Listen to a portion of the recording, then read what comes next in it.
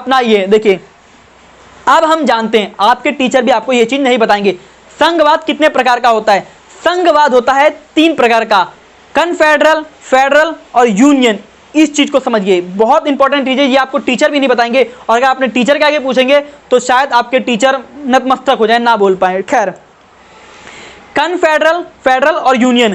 Federal और union in दोनों का ही मतलब होता है संघ, और कन्फेडरल का मतलब होता है परिसंघ। कन्फेडरल क्या होता है, बहुत ही ज्यादा कमजोर होता है, इनकी एक टीम मानेंगे। ब्रिटेन क्या है, कोई देश नहीं है, लेकिन ये एक टीम है। तो फेडरल, कन्फेडरल में क्या है, ये सभी कमजोर लोग जब मिलकर कोई एक संगठन बनाते हैं, कमजोर देश या कमजोर राज्य मिलकर अपना एक संगठन बनाते हैं, ऐसे लोग क्या जाता है, परिसंघ यानी कन्फेडरल। ये बहुत ही कमजोर होता है, इन पे कोई एक आक्रमण करे तो सबके सब बिखर जाते हैं। क्या है ये, कन्फेडरल।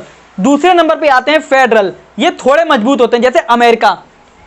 फेडरल क्या है, अमेरिका। अमेरिका किसका एग्जांपल है, फेडरल का।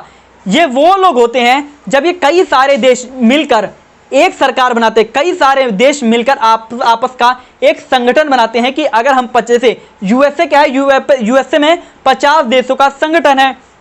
ये 50 देशों का संगठन कुछ बातों को लेकर एक मत हो जाता है। ये 50 देशों का संगठन क्या होता है, एक हो जाता है, मीटिंग करते हैं कि हाँ हम 50 देशों का एक राष्ट्रपति होगा। देखिए हिंदुस्तान में कोई अमेरिकी अगर हिंदुस्तान में आता है, आप उससे पूछे आप कहां से बिलोंग करते हैं, वो कहेगा हम यूएसए से हैं। लेकिन आप उससे पूछे कि आपका देश कौन सा है, तो कहेगा अपने अलग ब्राजील का नाम लेगा, अपने पर्सनल देश का नाम लेगा। क्यों, अमेरिका का जो संगठन है वो फेडरल है तो वो भी संघ, लेकिन वो फेडरल वाला संघ है। कौन सा संघ, फेडरल वाला संघ। फेडरल संघ क्या होता है, जब कई सारे देश मिलकर अपना एक संगठन बनाते हैं कई सारे मामलों में। जैसे अगर 50 देशों का अमेरिका का संगठन है, तो 50 देश में किसी एक देश पे भी अगर आक्रमण होता है तो 50 के देश मिलकर आक्रमण करते हैं। तो इन्होंने ऐसा संगठन बना रखा है। लेकिन इसमें क्या होता है, इसमें स्टेट जो है, मतलब कि देश जो है वो ज्यादा ताकतवर होते हैं। स्टेट अगर चाहे तो इस संगठन से निष्कासित हो सकता है, निकल सकता है। अगर कोई 50 में तो कोई एक देश बोले भैया आप लोग लड़ाई झगड़ा करते हैं, आप लोग जाइए संगठन बनाइए, आपके ऊपर कोई आक्रमण करे, आप 49 देश जाइए, उस पर सेना लेके जाइए, लेकिन हम तो शरीफ लोग हैं, हम क्यों जाए अपनी सेना लेके, हम तो भैया कहीं लड़ाई झगड़ा ही नहीं करते।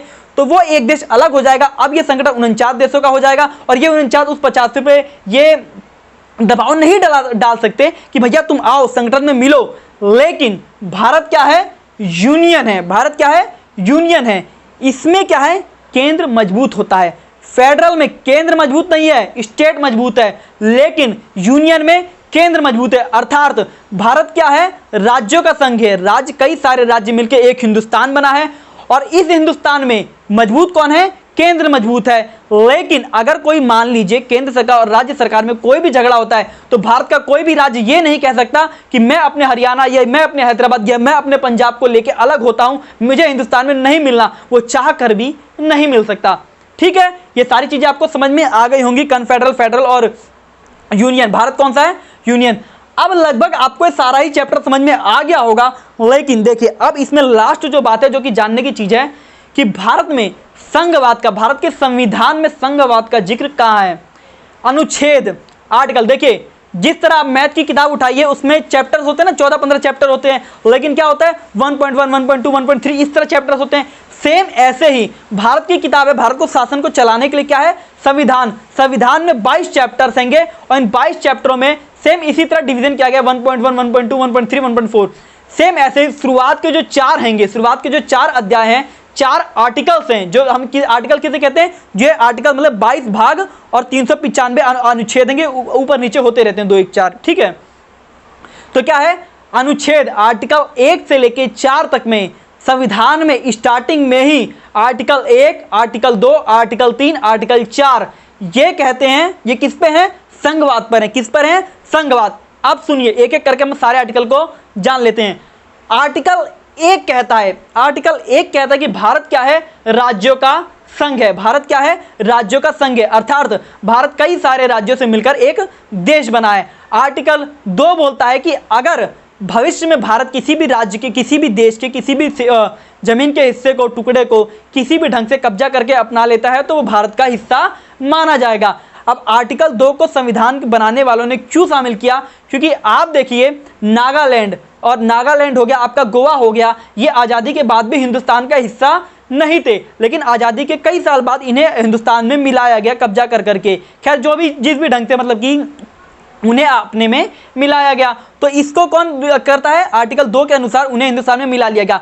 सेम ऐसी POK है, पाक अधिकृत कश्मीर, जो कि अभी पाकिस्तान का है और भविष्य में हम उसे हिंदुस्तान में मिलाने की कोशिश कर रहे हैं, लड़ रहे हैं। कल को अगर POK हिंदुस्तान का हो जाता है तो किसके तहत होगा? आर्टिकल 2 हमें इस बात की इजाजत देता है कि हम भविष्य में जो भी मसला, जो भी धरती, जो भी जमीन हिंदुस्तान की है, हम उसे दूसरे से छीन कर हिंदुस्तान में शामिल करें और एक अखंड भारत को बनाए, अर्थात भारत का विस्तार करें। ठीक है।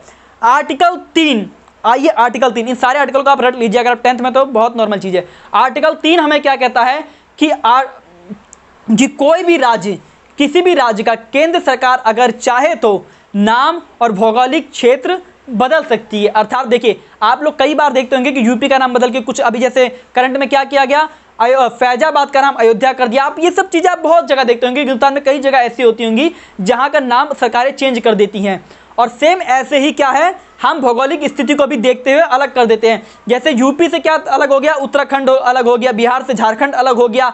ये लोग क्या है, सरकार क्या करती है कि जब भी कोई देश कोई राज्य बहुत बड़ा हो जाता है तो ऐसी स्थिति में शासन व्यवस्था चलाने में थोड़ा बहुत दिक्कतें आने लग जाती है। तो ऐसी स्थिति में काट कर अलग कर दिया। जैसे अभी क्या हो गया, हैदराबाद को 2 हिस्से में डाल दिया गया, तेलंगाना कर दिया गया, हैदराबाद तेलंगाना 2 अलग बना दिया गया। सेम ऐसे ही ये चीजें हमें देखने को मिलती हैं। तो किसके तहत किया जाता है? आर्टिकल 3 के तहत किया जाता है। अब आता है लास्ट आर्टिकल, जो कि इस चैप्टर का अंतिम बिंदु है। आर्टिकल 4 हमें यह कहता है कि आर्टिकल 2 और 3 में सरकार बिना किसी विशेष बहुमत के आसानी से बदलाव कर सकती है। अर्थात केंद्र सरकार चाहे तो आर्टिकल 2 और आर्टिकल 3 में बिना किसी विशेष बहुमत के चेंज कर सकती है। अर्थात देखिए, विशेष बहुमत और साधारण बहुमत क्या होता है? साधारण बहुमत वो होता है जब भी 50% जो कि केंद्र सरकार के, मतलब देखिए 50% लोग विधानसभा में, लोकसभा में साइन करके दे दें किसी भी कानून पे, तो वो चीजें मान्य होंगी। इसे क्या कहते हैं? साधारण बहुमत। और आर्टिकल 2 और 3 साधारण बहुमत से केंद्र सरकार आसानी से लागू कर सकती है। और आज क्या है, केंद्र सरकार में जो कि हमारी भारतीय जनता पार्टी 75%, उसके 75, 80, 90% क्या है, भारतीय जनता पार्टी के ही समर्थक है, मतलब कि उन्हीं की पार्टी जीत में है। तो वो लोग चाहे तो कोई भी मतलब कोई भी इस तरह का विधेयक, नाम, जाति, धर्म, सांप्रदाय कुछ भी बदलना चाहे, किसी भी भौगोलिक स्थिति बांटना चाहे, आसानी से बांट सकते। जैसे कि अभी जम्मू कश्मीर से लद्दाख को बांट दिया गया, तो ये सब आसानी से बांट सकते हैं। क्योंकि अभी क्या है, 50% से ज़्यादा उन्हीं के लोग हैं, तो 85% तो चाहिए साधारण बहुमत में, तो आराम से बीजेपी सरकार कर देती है।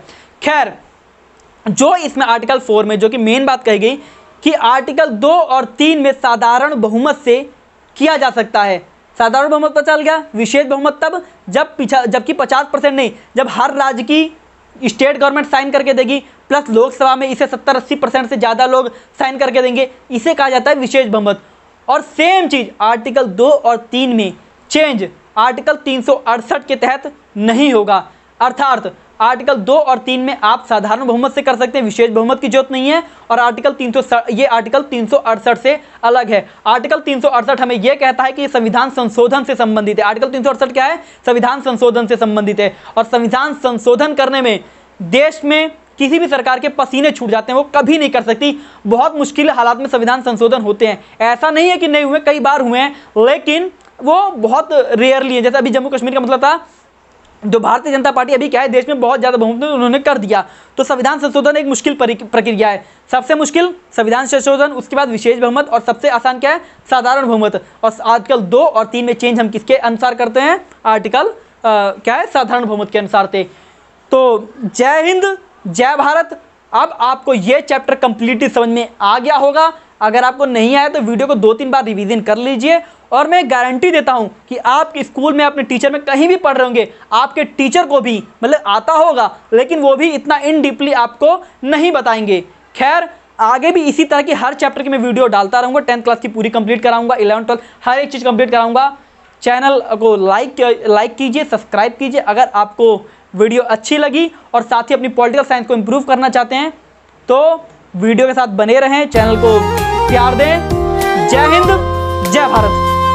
आँखों में आंसू लेके होठों से मुस्कुराए, आँखों में आंसू लेके होठों से मुस्कुराए, हम जैसे जी रहे हैं कोई जी के